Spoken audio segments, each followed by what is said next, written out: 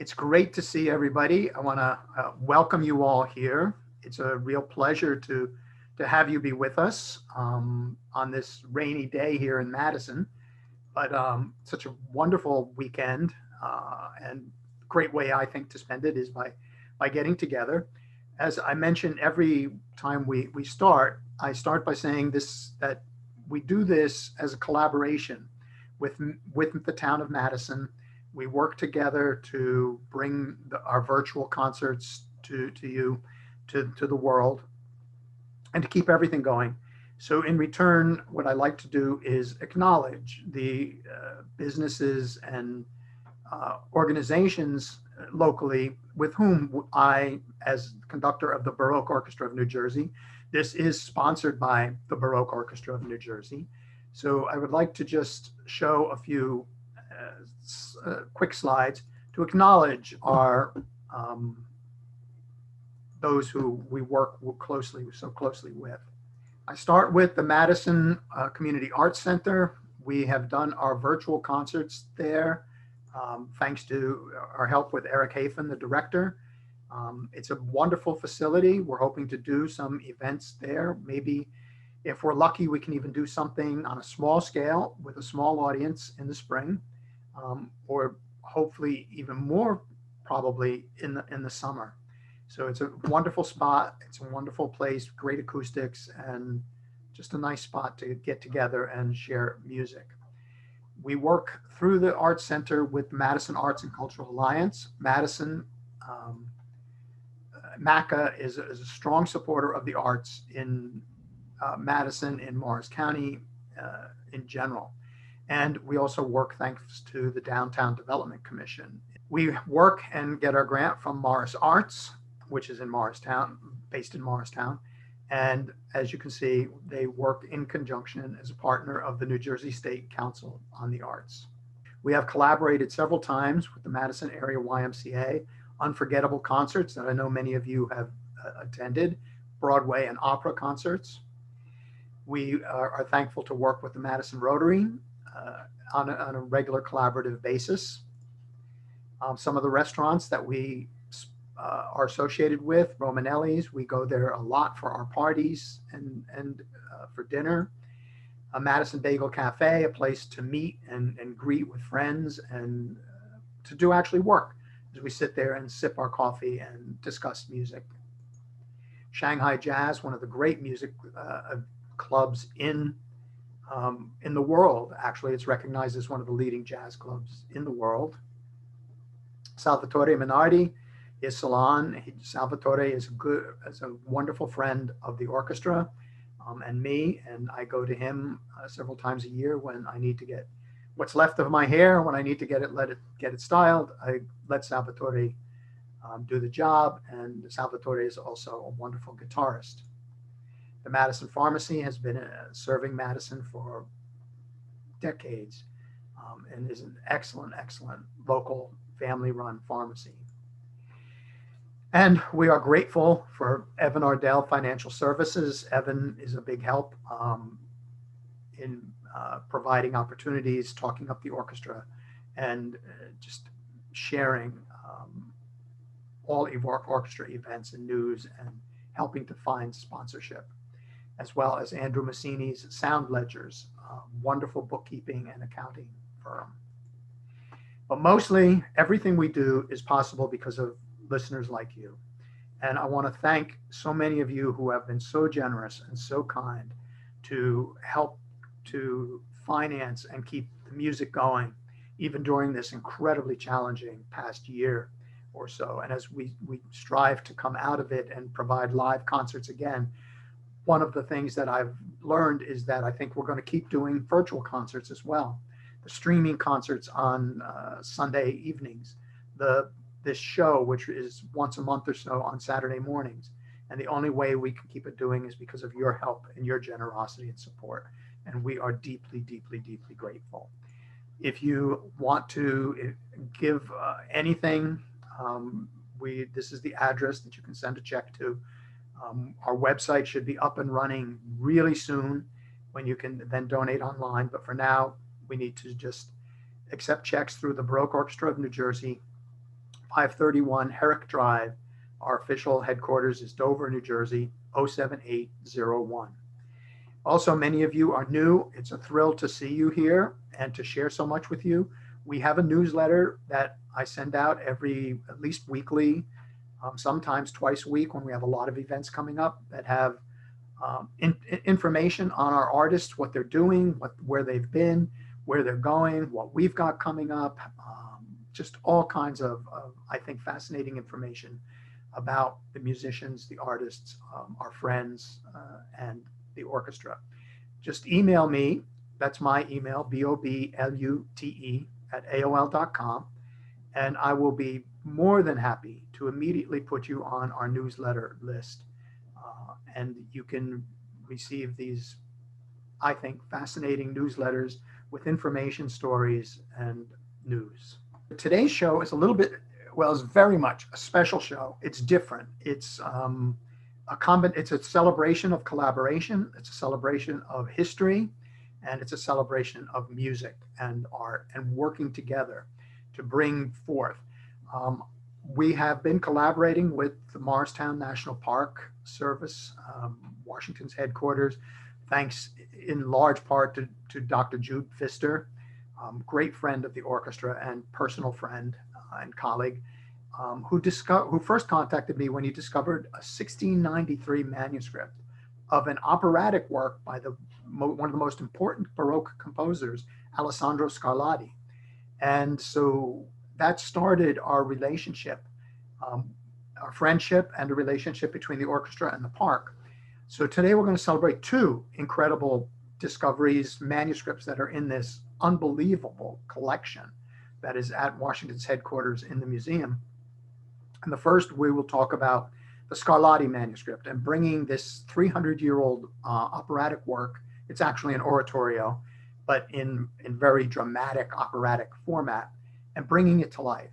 And the other half of the show, we will talk about a wonderful discovery I made that I wasn't aware of, that is in existence at the park. And that's a book of poetry by a woman, a female African-American poet, Phillis Wheatley, published in the 18th century.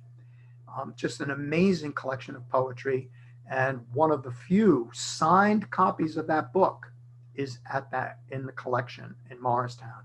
So I want to start by playing. The background music is the Sinfonia, or the overture to Scarlatti's operatic work, La Giuditta, which is the story of Judith and Holofernes, the biblical story, which he wrote in 1693, and show a little bit of what the manuscript looks like, and then a little bit of what the Phillis Wheatley book looks like. And then we'll start talking to and meeting our guests.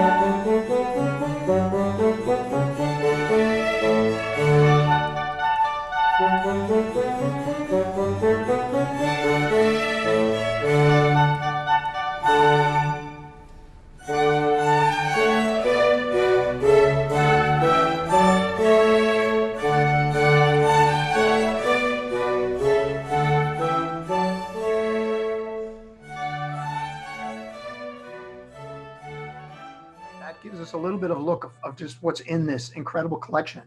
And I can't even begin to tell you what a magnificent feeling it is to be able to hold in my hand these documents that are so old, and it's in the manuscript of these incredible artists, incredible people. So in order to talk a little bit more about it, we'll meet Jude Pfister. But first, I want to play a little bit of Jude. We made a film about the Scarlatti, about the performance, the document, and everything else, which we're planning to do a streamed preview on, like we do on a Sunday evening. We will let you know through the newsletter. Hasn't been scheduled as yet. But this is a little bit of what Jude had to say in that filmed documentary. Talking a little bit about this concert, this special concert that's going to take place on May 1st of La Giuditta by Alessandro Scarlatti. And this concert that is going to occur is part of our centennial celebration, but it's also a celebration of a collaboration between the Morristown National Historical Park and the Baroque Orchestra of New Jersey, and in particular, Maestro Robert Butts. He and I met probably in 2006, I believe, almost 10 years ago, when I came across this manuscript in our collection and reached out to him to find out if he would have interest in perhaps editing and performing it. It was an interesting story because he at first thought I was just some kind of crank saying that I had this manuscript, because the 1693 version of Alessandro Scarlatti's La Giuditta was not known. Nobody knew where the first edition was. And it wasn't until Bob basically resurrected it. I like to say I found it. I wish I could say it was a great kind of Indiana Jones story. It wasn't that much of above ground archaeology, but nonetheless, Bob was the one who really resurrected it and turned it into a performance. And so really, as I say, on May 1st, we're going to be celebrating not just the Park Service centennial, but the collaboration between the Morristown National Historical Park and the Baroque Orchestra of New Jersey.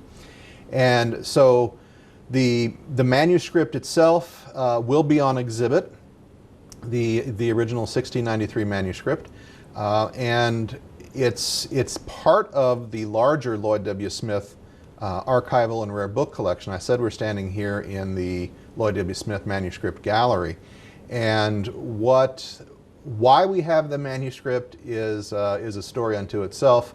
But it was purchased by Lloyd in 1927, I believe, if according to the records. We don't know if he specifically bought it because he had an interest in Scarlatti. More than likely, he bought it because it was part of a lot that had other things in it at this auction that perhaps he wanted, and the Scarlatti just came along with it.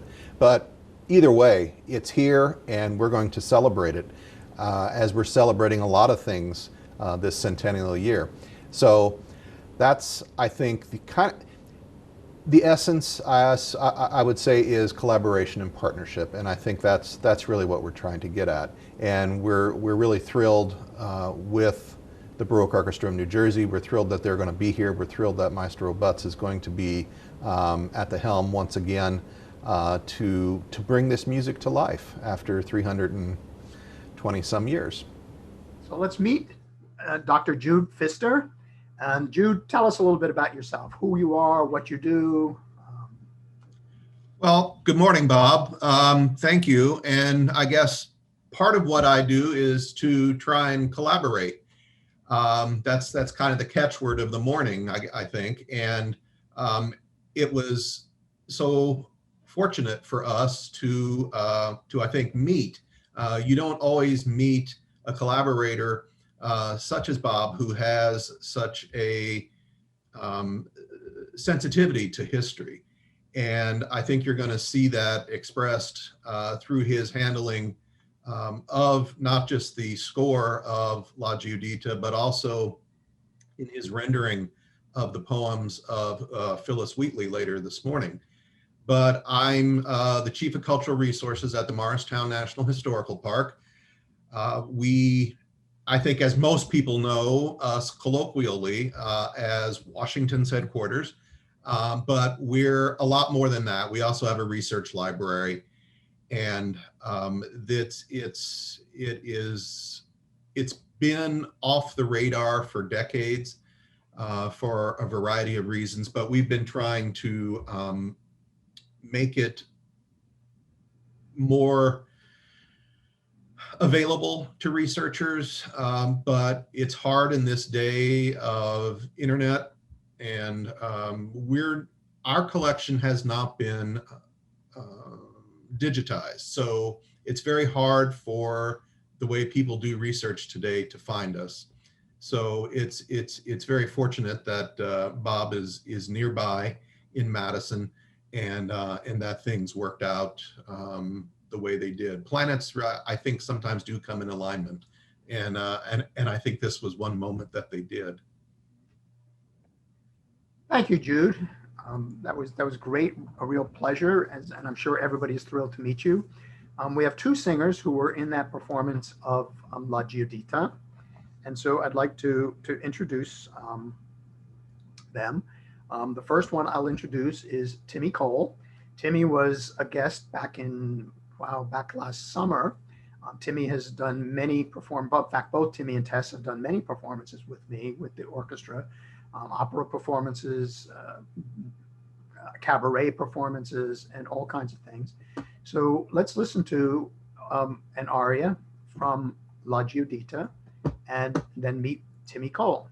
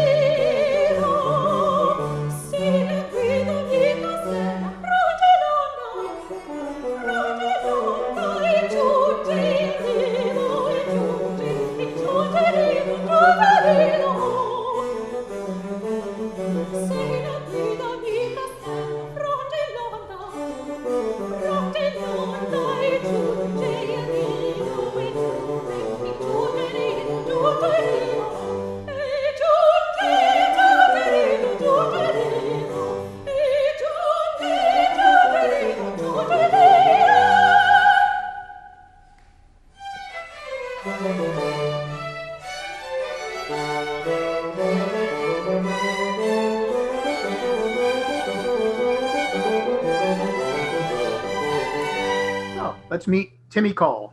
Timmy, where are you? Hi. Hi, Timmy. Tell us about yourself. Oh, sure. So I am a soprano, and I've enjoyed doing many performances over the last several years with Bob and the orchestra. I am the director of musical theater, drama, and dance, as well as the vocal department of the Wharton Institute for the Performing Arts, just very close by in Berkeley Heights, New Jersey. But I love to perform as well, and I'm happy to be here. Well, it's a big pleasure to have you here. Thank you so much. And before we talk in more depth, let's meet Tess. So let me play an excerpt from La Giuditta with Tess.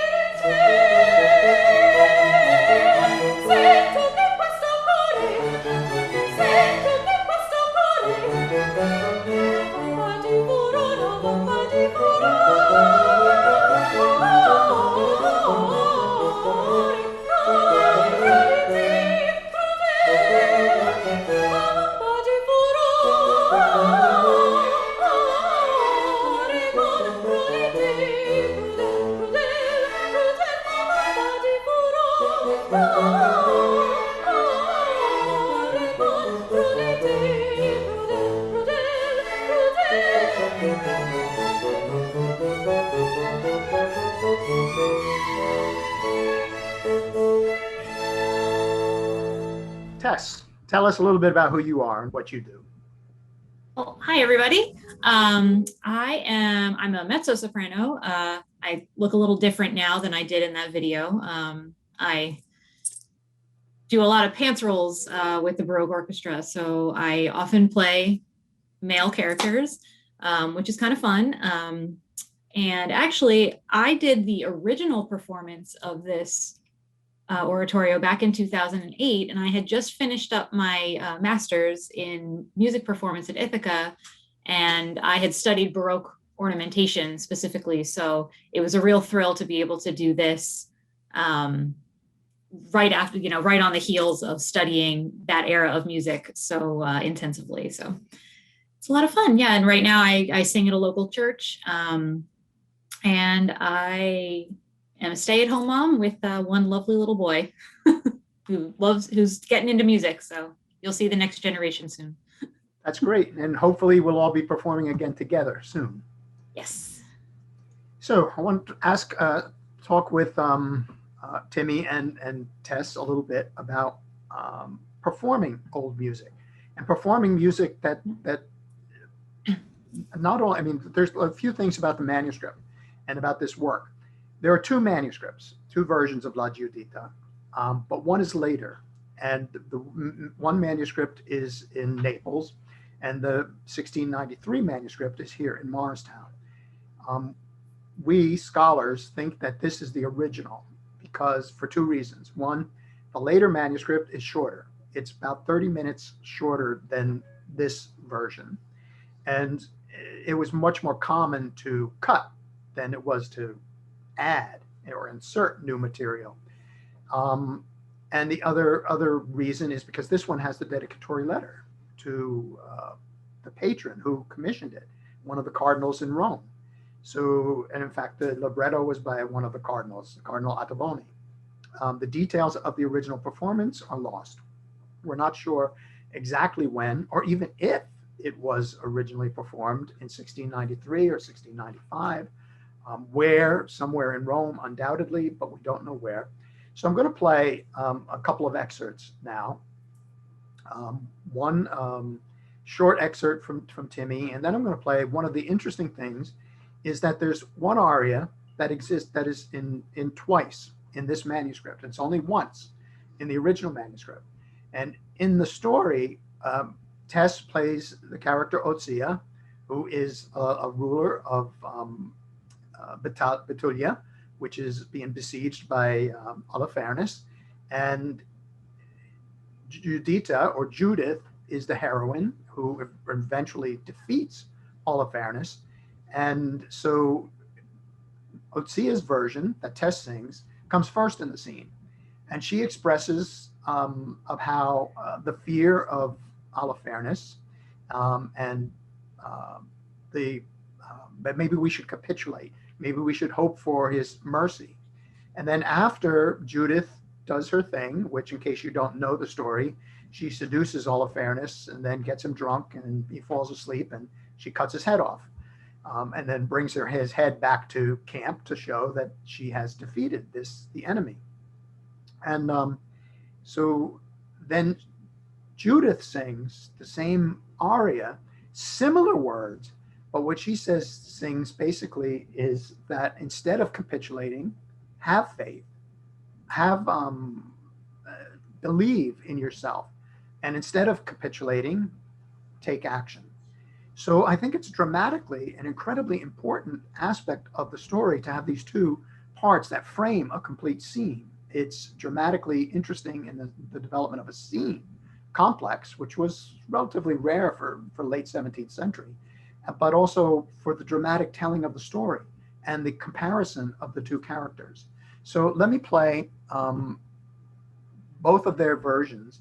And then what I'd like them to talk about is, what is it like to bring to life music that was written 300 years ago that probably, well, for sure hasn't been heard in 300 years.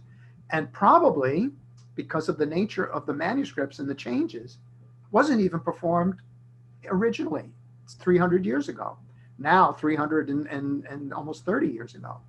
So it's, how do you feel? What's it like to bring to life music that was never heard before that's a part of the Baroque tradition? But first, let's listen to both of them.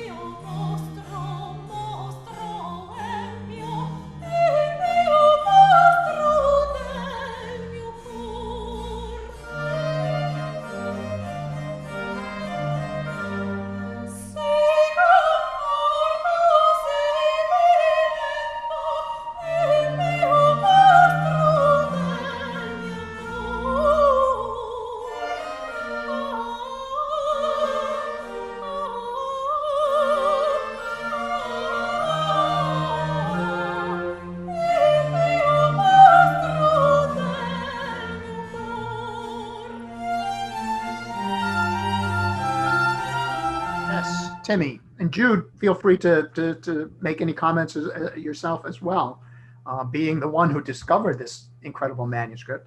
But tell us, what is it like to bring something to life like this that nobody has ever heard before, yet was written 300 years ago? I mean, I can start. That's fine. So it's really interesting. For me, I remember learning it was, I don't want to say a challenge, but maybe more so than some things that are in the regular rotating repertoire, right? Because you don't necessarily have recordings that you can go to and say, how is this supposed to sound? So you really have to rely on your musicianship and your instincts as a performer and a musician for a lot of that stuff, phrasing, all of those things. And at the same time, so that's a lot of pressure, but at the same time, it's very freeing, because when it came to ornamentations and things like that, you don't second guess yourself as much, because there is no roadmap for what people usually do, which is kind of fantastic.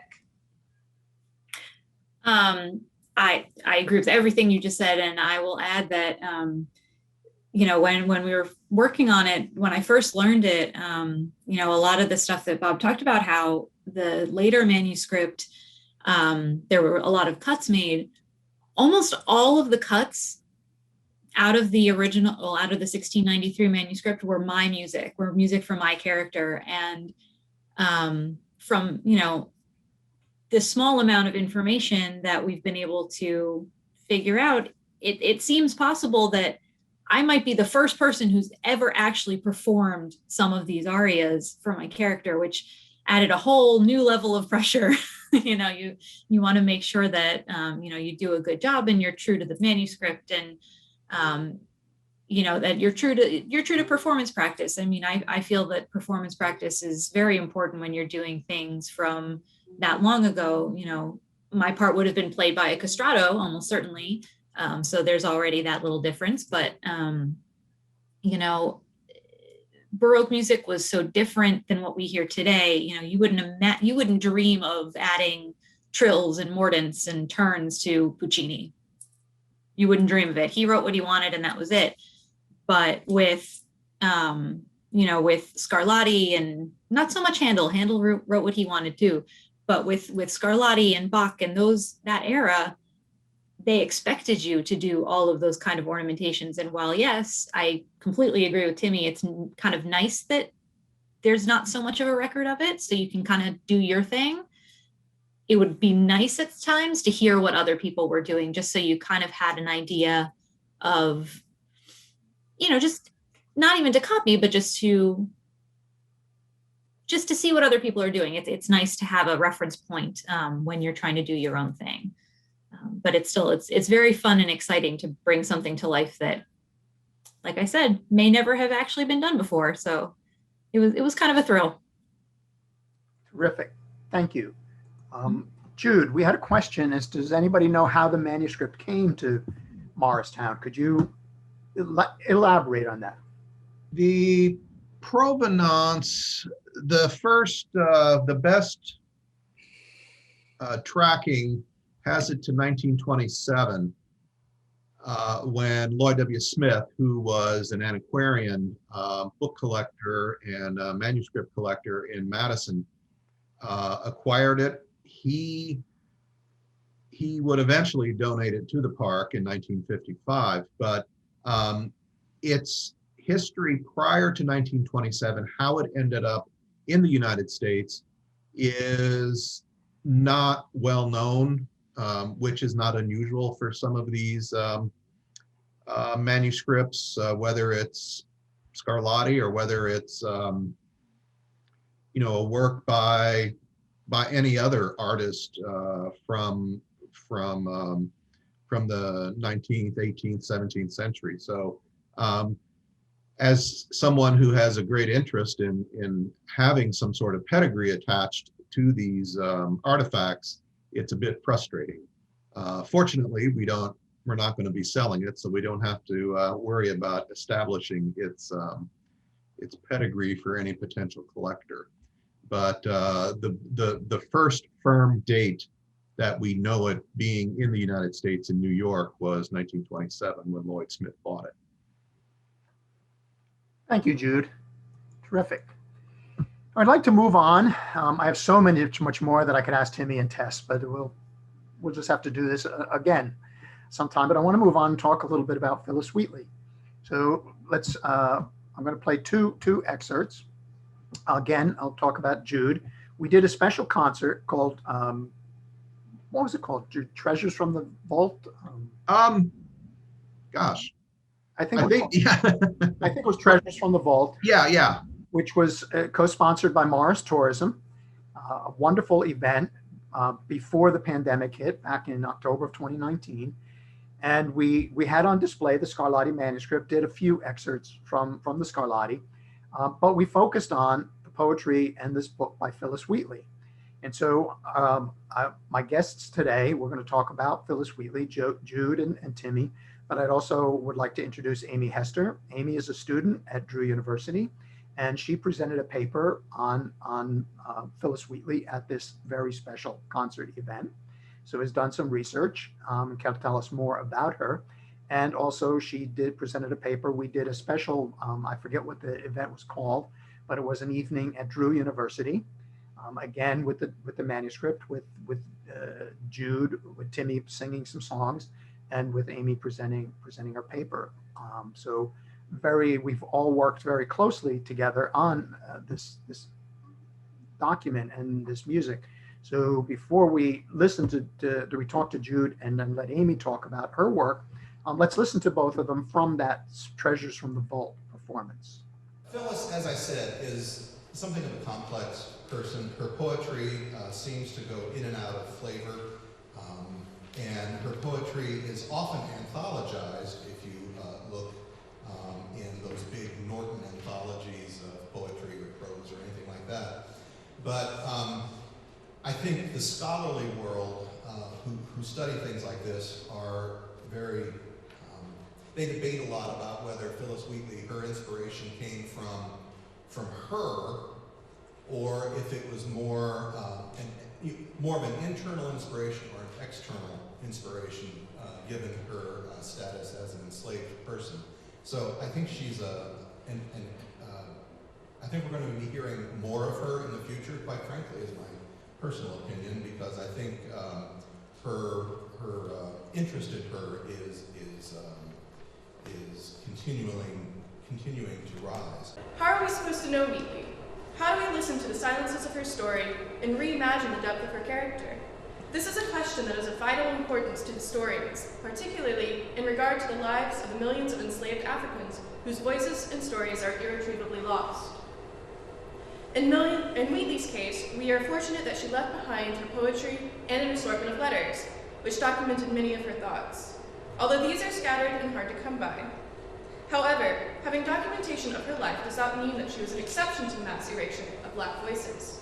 We are left with only pieces to a puzzle that we must then reassemble and then reimagine what belongs in the empty spaces. Amy, why don't we start with you? Tell us a little bit about your work and who you are and what you do, and your relationship with Phyllis Wheatley. Hi, so I am from Birmingham, Alabama. I came to New Jersey about 4 years ago to study history and culture at Drew University. I am about halfway through a PhD. I am presently working on my comprehensive exams, so I'm not quite to my thesis dissertation stage yet. I have a background in international slavery studies, in which I have a master's degree in from the University of Liverpool. And that's kind of how I came to be introduced to Jude and Sarah at the National Park. They had approached the faculty at Drew to inquire whether or not there might be a student who had an interest area or qualification that would make them interested in working with them on the Phyllis Wheatley project. And I fell into this role with ease, and it was just excellent timing. So I found it on a personal and academic level very exciting to be able to work with this first edition text and do some research with them at the park in order to develop programming around the Wheatley text. Great. Jude, what can you tell us about Phyllis Wheatley? Or about anything that you want about the documentation and discovering that, I mean, having a signed copy, what a thrill. Yeah, there aren't many signed copies extant. First editions of her work are rare, and signed copies are rarer yet. And she, I think, as I was mentioning in that little clip you played, she is not as well known as she should be, in my opinion. Her poetry often is portrayed as being a bit kind of like parlor poetry, which isn't really taken seriously, particularly in the 21st century. But nonetheless, I think she, even though she's more well-known in scholarly circles, in academic circles, I still think there's going to be more attention paid to her going forward, because at the time that we were looking into this, I came across references to at least 4 to 6 books, studies that were being done on Wheatley, which I think are going to help make her presence known. And as I say, she is routinely anthologized. You will find her quite a bit in those giant anthologies of writings, but again, you might just find maybe a dozen lines or something like that. So it's hardly a jumping off point. So anyways, it's this book came from the Lloyd Smith collection as well, and so we're as I said at the outset, it's great having a collaboration with someone like Bob who is historically minded and can cast a very large net when it comes to finding inspiration in the artistic world. Thank you, Jude. That was wonderful. I have a question, and then I'm going to ask Amy a question. The question was how we authenticated the Scarlatti. Well, actually, we didn't have to. Believe it or not, the manuscript in Morristown, in this collection, was known for many years. It was authenticated, I think, in the late 60s. There was an article in the Journal of the American Musicological Society in which 2 music scholars from the College of St. Elizabeth actually published their findings on the manuscript, in which they said the dedicatory letter was definitely Scarlatti's hand. The music part of the manuscript, I think 70% or 75% was definitely Scarlatti's handwriting. And the other 25% was, they thought, maybe a mix of two other writers. So it was there, but they authorized it, and it was common knowledge. Which makes me wonder why. I mean, there are 2 recordings of the oratorio by leading Baroque artists, and I always wondered why did they use the one in Naples when they would have known there was the one in Morristown. The only thing I could figure out is, like me, when Jude contacted me, I thought he was, to use his words, a crank, because who finds a complete manuscript like this that's 300 some years old in Morristown, New Jersey? And so my guess is that even if somebody knew that there was this other version, they would have assumed that the original was the one in Naples. Because I did. I'm sure all of us, if I said there are 2 manuscripts of this work in Scarlatti's hand, one is in Morristown and one in Naples, I think most people would think, well, the real one is in Naples.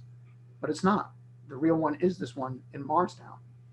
And we had a question here about some background information on Phyllis Wheatley, how she became where she came from, and all of that. So I'm going to turn it over, let Amy talk again, since she presented the papers on who Phyllis Wheatley was. Amy, what can you tell us? Who was Phyllis Wheatley? That is an incredibly complicated question, and that was, I mean, one of the reasons why I've enjoyed working on this programming around her so much. So her biography is usually presented in 4 parts: that she came to America as a slave, that she was very educated and became the first published African-American and African-American woman poet, and that she was uncommonly brilliant, and eventually emancipated for that reason. However, that is not a lot of information, and it is difficult to really understand the dimension and complexity of her life. And that has been the work of, literary scholars and historical scholars for several decades, trying to fill in these gaps. Lots of different questions are being asked. But the unfortunate truth is that, like tens of millions of other enslaved people, most of her life is erased. There's a lot of silence. So historical interpretation in dealing with these documents and her life in general, it has a unique challenge. So scholars that have been working with Wheatley are often usually dealing directly with the material of her poetry itself and not so much her own personal context. But what we do know is that she was from the Senegambia region. She came to North America on a slave ship called the Phyllis, after which she was named. And that she was purchased by the Wheatleys as a slave when she was about 7 years old. She became fully literate in English by the age of 11, but she was also known to have competency in Latin and Greek, and possibly more languages. Her education was obviously incredibly unique for a person of her station. She was educated with the daughter of in the Wheatley household, either in private tutoring or perhaps also in a girls' school that their daughter attended in Boston. So knowing that, she came into her literary career as a published author at the age of 13, and by the age of 17 was internationally known. And most of her texts were religious in base, in subject matter, and we are fairly confident that she was herself an incredibly religious person. She, in her life in North America at least, she was raised in this sort of New England Protestant culture, which is one of the reasons why she was allowed to become literate. There were more literate people in New England at that time than any other part of North America. And this was in part due to the sort of religious ethic of people being allowed to read the Bible. However, the fact that she could write was especially unique. To be literate, you could be able to read. You didn't have to be able to write. And most women did not and could not write. So it just even underscores again how unique she was in those regards. So in her adulthood, she ended up struggling to become published. So she, with Nathaniel Wheatley, traveled to England to appeal to British publishers, and she was successful, which is really sort of the apex of her literary career. That's when it was really moving and really big. She was a celebrity in London. It was a big deal. What I find interesting is that she could have, at that point, legally declared herself free in England and walked away from the Wheatleys. However, she returned to Boston with Nathaniel as an enslaved woman. We'll never understand why she made that choice. That at least is not in any of the written documentation she has left behind. So again, one of the many complexities of her person that we don't understand. However, following the publication of this book, she did obtain emancipation from the Wheatleys. And then her life falls into this sort of ether. There's not very much known about her after her life with the Wheatleys. We do know that she married a man called John Peters, and he was himself a highly educated Black entrepreneur, which was unusual at the time. But she never really published again. Her the American Revolution really disrupted her social circles that had supported her previously as patrons. So the scarcity of documents really compounds the difficulty of knowing who she was and what she did with the rest of her life. You know, we only really know about her from the age of 7 to 21. And she is this monumental person in American literary history, and yet we know so little. And it's a tremendous project trying to get to know her. Terrific. Thank you, Amy. It was great. Okay, I want to play one of the things at this show that we did, this event, was that, and what we do in our collaborations with Jude and the park is what we call music and manuscripts. We perform something related to one of the documents that is on public display. And so I composed 2 songs set to some of Phyllis Wheatley's poetry, and Timmie sang the premiere of them, and she sung them twice since then. Marvelous job. And I'm going to play a little bit of one of them for the sake of time. I wish I could play the whole thing, but I'm going to read you the poem because it is rather erudite. The 2 poems I chose refer frequently to the gods, the goddesses of Greek mythology, like Calliope, the Zephyrs, and so on. So I'd like to read a little bit of it and then play a little bit of my setting, and then ask Timmie what the difference is between bringing to life a 300-year-old piece that nobody's heard before, and a brand new composition that was just written. But first, the poem. Soon as the sun forsook the eastern main, the pealing thunder shook the heavenly plain. Majestic grandeur from the zephyr's wing exhales the incense of the blooming spring. Soft purl the streams, the birds renew their notes, and through the air their mingled music floats.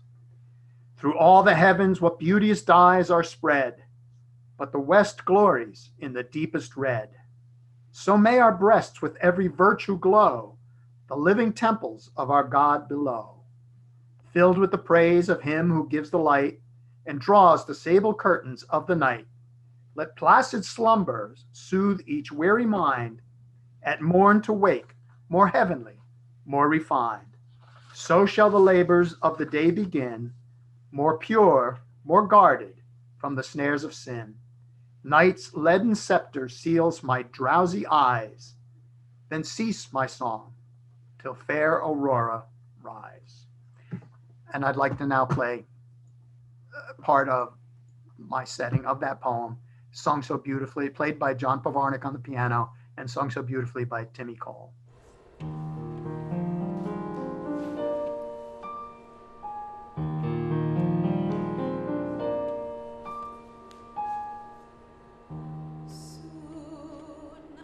Soon as the sun forsook the eastern main,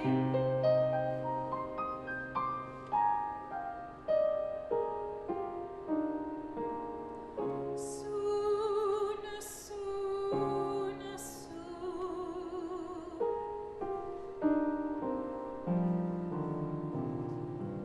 a pealing thunder shook the heavenly plain.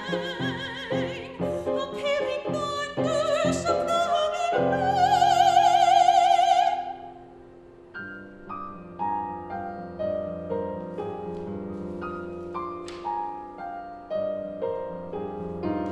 Majestic grandeur from the zephyr's wing exhales the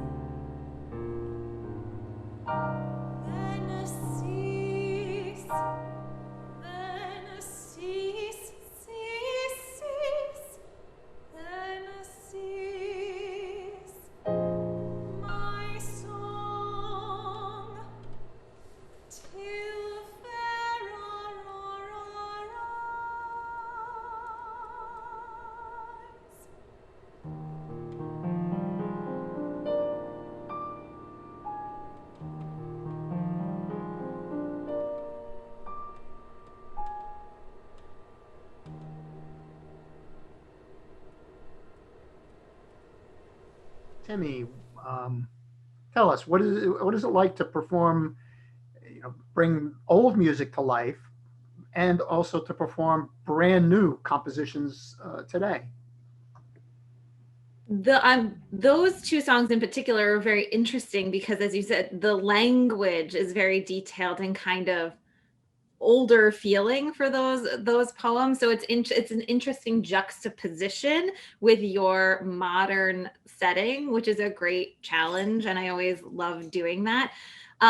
For me, learning contemporary music with composers that I'm actually speaking to and working with is a little bit easier even than maybe doing something from a manuscript from someone I can't talk to, of course, because I can look at you and we rehearsed together and I could say, oh, Bob, how do you feel about this phrasing? What do you want here? And as it was very much a collaboration, I feel, between the two of us, because you put it together, but you never heard it really sung until I sang it. So it's kind of beautiful to work together like that and figure out what actually the song is, you know what I mean?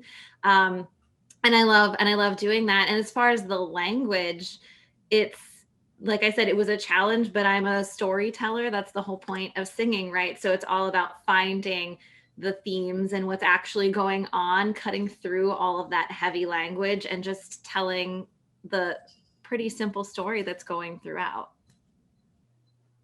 Great. Thank you so much. I'm going to open it up to some questions. I'll take a little time, but I want to talk to Jude just one more time, since it's because of Jude that all of this came together. And I want to mention that Jude is quite an established author, a wonderful historian, and a very successful author. His writing is, I love reading his books. He has a way of history. For those who are not really into history, history can be dry. And yet I find that when I've read Jude's books, I'm fascinating. They're page turners, and yet they're history. They're not dry. They're alive. They're vibrant. So I want to show just one screen here. These are 3 of Jude's books. And I have 2 websites here if you want to jot down for more information on how to acquire his books. These are only 2 of 3 of them. And I've read these, I've read the other ones. They're wonderful, especially Defining America in the Radical 1760s. I love that book.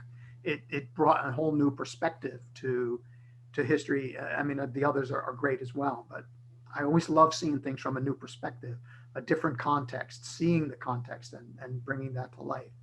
So these are an example of Jude's writings. And maybe, Jude, you can tell us a little bit more about your work as an author, your published works and your research and what you're doing. That's very kind, Bob. Thank you. I'll have to put you on retainer as my PR guy. I really try to focus and utilize the collection at the Morristown National Historical Park. As an example, with the book you just had up there on the Ford family, we have, for those who don't know, the Ford mansion is Washington's headquarters, where he was for 6 months during 1779, 1780. So I utilized the Ford family papers to write those books. The book on the 1760s, I was able to utilize, again, the marvelous Lloyd W. Smith collection in looking at a lot of the published material of John Dickinson. We do have a cache of George III papers. We also have a whole range of pamphlets from both sides of the debate in the 1760s. That's what the book is about, really. The debate over Britain and America. And of course, we all know how the story ends out in the 1770s. But anyways, the 1760s was a very vibrant time. I like to refer to it as the Ink War between Britain and America. But we've got hundreds of those published manuscripts. So I really try to, my inspiration always comes from the collection at the park. That's always where I start. Great. Thank you so much, Jude. Does anybody have any questions for Tess, for Jude, for Amy, for Timmy, or me, but for any of our guests? Anybody have a question or any comment they'd like to make? Okay, then let's start. Does anybody, Tess, do you have any final comments? Tess, Timmy, Amy, Jude? What would you like to say before we close off? Tess. I don't know. Thank you for having me, and it was a pleasure to get to share this with a new group of people, and I hope everybody enjoyed it. Great. Timmy. I mean, same. Yeah. Thank you so much again for having me back, Bob. It's always a pleasure. And I hope everyone enjoyed it. And I look forward to hopefully performing some of this stuff again when we're allowed to. Yeah, hopefully you'll all be here to see Timmy and Tess, and listen to us all singing together. Amy, you have any final comments? Yeah. I mean, just talking so briefly about Phyllis, it makes me feel a little bit bereft. And I feel as though I should also mention that I have explored to the best of my historical ability the real complexity of her life, how subversive her poetry was, and the sort of contradictions of her life, being an enslaved person who was exploited, but who was also very privileged. And if you want to read a little bit more about that, and see at the very least my own thoughts, there's a blog post on the Morristown National Historical Park Museum blog, and that's Morristown nhpmuseum.blogspot.com, and that was posted on October 22nd, 2019, and that it goes into a lot more detail. So if anyone's interested in reading more about Phyllis and really getting into sort of the meat of our discussion about her, I highly recommend having a look at that. Great, thank you. Jude, any final words? Yeah, I would just, that's a good point that Amy made. Phyllis is a very complex character nestled within a very complex time period. And so I would, Morristown, nhp.blogspot.com. Thank you for bringing that up, Amy. That would be a good spot to go, because not only will you find the Phyllis Wheatley there, you'll also find the Scarlotti. You'll find some other work that Bob did with a Mark Twain manuscript in our collection. So I would just say, looking forward to more collaborations of this type. So thank you, Bob. Thank you, Jude. Thank you to everybody. Question came up whether this will be available. Yes, I will be editing this. It will be on YouTube. I will send out a link to it for anybody who wants to see it again. Or if you have any friends who you want to say, Bob did this great show, I'd like to share it with you. You didn't have a chance to watch it. You will be able to watch it. Hopefully in the next newsletter, I'll have a link. I will also post in the newsletter a link to what Jude and Amy mentioned to the, well, there's the blog post right there. Thank you, Amy. And I will post it in the newsletter as well. So a reminder, if you're not on our newsletter subscription list, just drop me an email to my email, Bob, BOBLUTE @AOL.com. And I will be more than happy to put you on the subscription list, and you'll get all this information. Before we leave, I do want to acknowledge the board members, the current board members of the Baroque Orchestra of New Jersey. Without them, this wouldn't be possible at all. Without your help and support and their work, I wouldn't be able to do this. And so I want to start with a board member emeritus, Claire Roth, who has joined us. Board members Douglas Anderson. Hi, Doug. Evan Ardell, and our president, Joanne Bates. So any information, any questions you have, about the orchestra, you can ask them as well. I thank you for joining us. I have not scheduled the next episode yet. Probably be the end of March. But I will edit this over the weekend, and we will be thrilled to see all of you And I can't wait until we can maybe do something like this, a roundtable discussion in person, maybe even at Washington's headquarters in the auditorium, have a little bit of music performed, some documents on display, and a lot of discussion. Be well. Have a great weekend. Thank you for joining us. Bye-bye. Thank you, Bob. Thank you, Bob. Aye. Bye, everybody. Thank you, Bob. Thank you. Thank you. Wonderful. Thank you.